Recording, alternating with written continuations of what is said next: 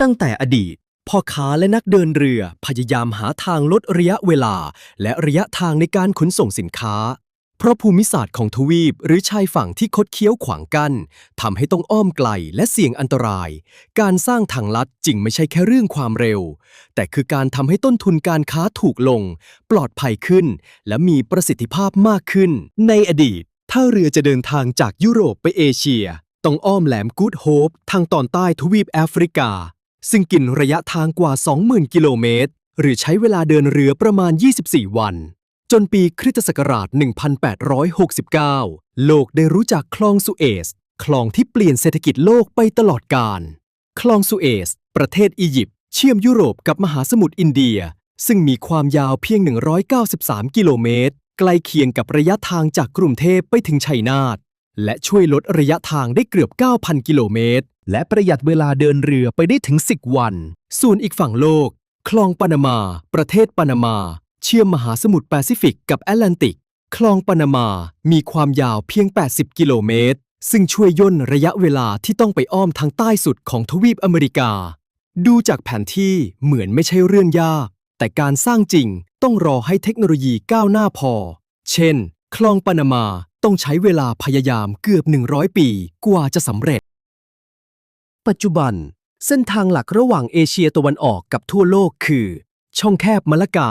ซึ่งทำให้สิงคโปร์กลายเป็นศูนย์กลางท่าเรือที่มั่งคั่งที่สุดแห่งหนึ่งของโลกสำหรับประเทศไทยฝันจะสร้างทางลัดที่คอคอดกระมานานนับศตวรรษแนวคิดคือขุดคลองขนาดยักษ์ให้เรือแล่นทะลุภาคใต้ได้เลยไม่ต้องอ้อมช่องแคบมะละกาแนวคิดนี้ถูกพูดถึงมาตั้งแต่สมัยรัชกาลที่ 5และถูกหยิบกลับมาหลายครั้งในหลายรัฐบาลแต่สุดท้ายก็ไม่เคยเกิดขึ้นจริงเพราะต้องใช้เงินลงทุนมหาศาลอีกทั้งส่งผลกระทบด้านความมั่นคงและสิ่งแวดล้อมจนมาถึงยุคใหม่ของรัฐบาลไทยได้เปลี่ยนแนวคิดจากการขุดคลองมาเป็นการขนส่งข้ามแผ่นดินแทนคำว่า Land Bridge แปลตรงตัวก็คือสะพานแผ่นดินที่ไม่ใช่เป็นเพียงสะพานให้รถวิ่งข้ามทะเลแต่มันคือระบบขนส่งขนาดมหึมาที่เชื่อมทะเลสองฝั่งของไทยเข้าด้วยกันโครงการ Land Bridge เริ่มถูกผลักดันจริงจังในรัฐบาลพลเอกประยุทธ์จันทร์โอชาก่อนจะถูกสานต่อโดยรัฐบาลเศรษฐาทวีสินที่พยายามเดินสายโรดโชว์ชวนนักลงทุนจากทั่วโลกและยังคงถูกผลักดันต่อในรัฐบาลปัจจุบัน Land Bridge ที่กำลังถูกพูดถึงนี้จะเชื่อม2จังหวัดหลักคือฝั่งอันดามันจังหวัดระนองและฝั่งอ่าวไทยจังหวัดชุมพรกล่าวคือเมื่อเรือมาลงจอดที่ท่าเรือที่ฝั่งอันดามันจังหวัดระนองก็จะขนถ่ายสินค้าขึ้นรถไฟรางคู่ขนานหรือถนนมอเตอร์เวย์เพื่อไปขึ้นเรืออีกลำที่ฝั่งอ่าวไทยจังหวัดชุมพร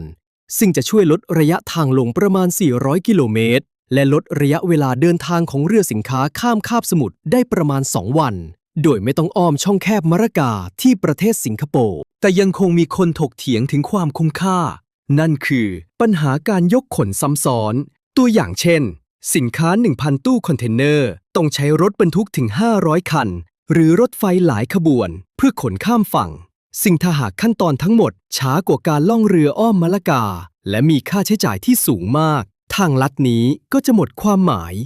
นี่คือการเดิมพันครั้งใหญ่เพื่ออนาคตที่ต้องอาศัยทั้งการลงทุนจากต่างชาติและการบริหารจัดการโลจิสติกที่แม่นยำอย่างไรก็ตามโครงการระดับล้านบาทนี้ไม่ได้เกิดขึ้นบนพื้นที่ว่างเปล่าเพราะพื้นที่เหล่านี้คือบ้านของใครบางคนหลายชุมชนกังวลว่าท่าเรือน้ำลึกอาจส่งผลกระทบต่อทะเลสัตว์น้ำและอาชีพประมงบางคนกลัวว่าชายฝั่งที่สงบจะกลายเป็นเขตอุตสาหกรรมขนาดใหญ่และบางคนกำลังตั้งคำถามว่าประเทศไทยกำลังแลกอะไรกับการเติบโตทางเศรษฐกิจคลองสุเอซเปลี่ยนเศรษฐกิจโลกคลองปานามาเปลี่ยนการค้าโลกและวันนี้ประเทศไทยกำลังพยายามสร้างเส้นทางใหม่ของตัวเอง Land Bridge อาจทำให้ไทยกลายเป็นศูนย์กลางการค้าระดับโลกแต่อีกด้านหนึ่งมันอาจเปลี่ยนทะเลเปลี่ยนชุมชนและเปลี่ยนวิถีชีวิตของผู้คนไปตลอดกาลเพราะสุดท้ายแล้วคำถามสำคัญอาจไม่ใช่แค่ว่าโครงการนี้คุ้มหรือไม่แต่คือประเทศไทยกำลังเลือกอนาคตแบบไหนกันแน่แล้วคุณล่ะคิดว่า Land Bridge คือโอกาสครั้งใหญ่ของประเทศไทย หรือเป็นความเปลี่ยนแปลงที่อาจต้องแลกมาด้วยความสูญเสีย คอมเมนต์มาคุยกันได้นะครับ และในตอนต่อไป Decoding News จะมาถอดรหัสคำจากข่าวอะไรอีก กดติดตามไว้ได้เลยครับ